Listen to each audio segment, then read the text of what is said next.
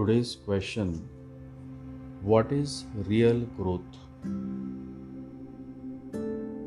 From childhood, you have been programmed to define growth by numbers, and you have been following it, chasing it: school grades, college grades, salary figures, bank balance, more and more and more, and the race continues. You have become a part of this human race which has no finishing line. The only dead end is the graveyard where you would rest for a while just to start again. The cycle of birth and death continues, and so does the sufferings of human life. And this is what has been happening from the very beginning of time. In the pursuit of achieving the material growth, the real thing, the real growth is missed. It is simply missed. An emperor who is an epitome of material success and growth was once having a conversation with the divine master Gautama Buddha. The emperor had been curious, had been earnestly waiting to meet the greatest spiritual master. And now his dream of meeting Gautama Buddha, the master, had finally come true. The whole kingdom was decorated. People were celebrating the arrival of the master, Gautama Buddha. And it was a moment of joy, of pride.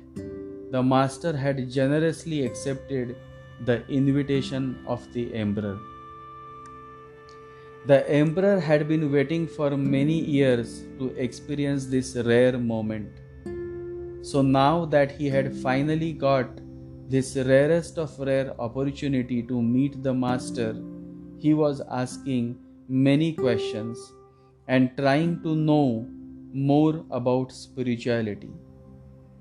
And while the conversation continued, an old Buddhist monk came. He must have been 75 years old. He came and he touched the feet of Buddha. The old Buddhist monk said, "Please forgive me. I should not have interrupted the dialogue that was going on between you two. But I have to reach the other village before sunset. If I don't start now, I will not be able to reach there. And I could not go without touching your feet, because one knows nothing about tomorrow. Whether I will be able to touch your feet or not is uncertain.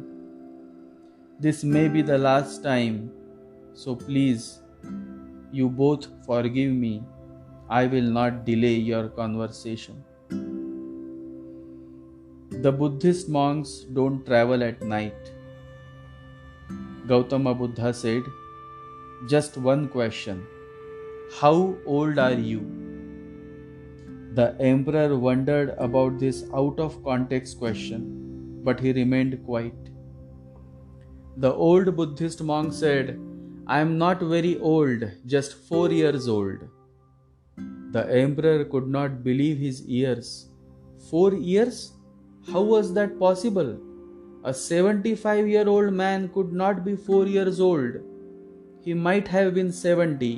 He might have been 80. It is difficult to judge. Different people grow old at different pace. But 4 years is too much. In 4 years, nobody can grow to be 75 years old. Buddha said, "You can now leave. My blessings are with you."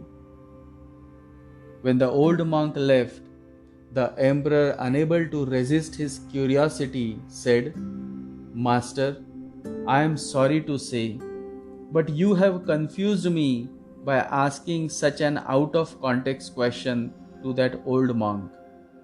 I didn't get it. Why did you ask him his age? And who would believe that the old monk is just 4 years old? Do you think The old monk is just 4 years old? I am a bit shocked to hear his answer to your question. Could you please help me understand? Buddha smiled and said, Now I will explain it to you. It was not unnecessary. It was not without a proper context. It was for you that I was asking him. I was creating a question in you because you were talking nonsense. You were asking stupid questions. I wanted some relevant question to come out of you. The emperor was taken aback. You don't know great saints. A real saint is not a cat. He is a tiger. He is not afraid of anyone. He speaks plain truth. The emperor quickly knelt down and folding his hands said, Master, I am not a very learned man. Please explain it to me further. Please help me understand. Buddha looked at the emperor and said, The question was relevant. You missed the relevance. You simply missed it. That old monk is indeed 4 years old. Yes, he is 4 years old because our way of counting the age is from the day a person allows the master to transform him, allows his total being to be transformed, not holding back anything. His 71 years were simply a wastage of time. He has lived for only 4 years, and I think you will understand that your 60 years have been sheer wastage unless you are reborn. And there is only one way to reborn, and that is to come in contact, in deep communion with someone who has arrived, someone who is enlightened. Then the real life begins. The emperor felt sorry. He had failed to understand. He had failed to realize what true growth is. And when the real growth starts, he had missed it. He could not control his feelings. He started crying. He knelt down and said, I have missed it. Why didn't you tell me before? Now I know there was a great depth to the question that you asked to the old monk. Now I have realized what true growth is and when it starts. I am so touched by your generous teaching. Please forgive me for my ignorance. My whole life I have been ignorant, unaware, but you have made me realize my mistake. I have been focusing too much on the outside, and I have achieved everything on the outside. I have been flourishing, blossoming, but within I am decaying. I am fading on the inside. My consciousness, my observation is not so developed. So I could not understand what was happening. I am grateful that you showed such compassion, that you showed you are being so demonstrative, so true, so authentic. Real growth is inner growth. Inner growth changes our reality. Always remember, your vision will become clear only when you look into your heart. Who looks inside awakens. Real growth is not related to what you have and how much you have gained materially, but what you have experienced spiritually. The material world is all about enjoying the material pleasures.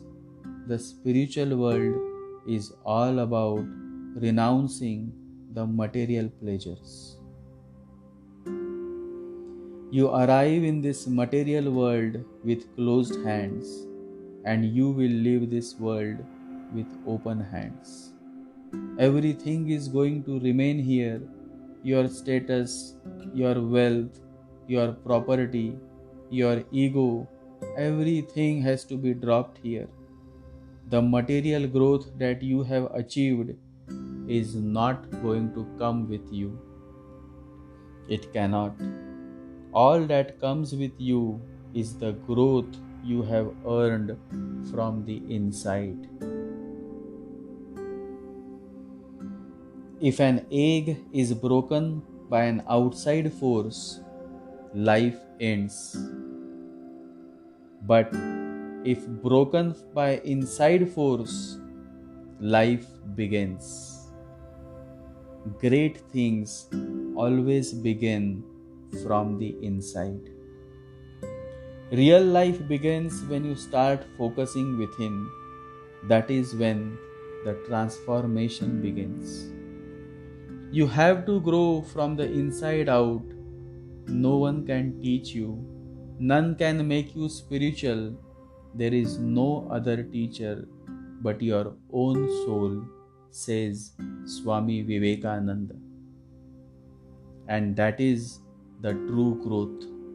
Growth that is going to remain with you when this human life ends. Remember, the entrance door to the sanctuary is inside you. Meditate.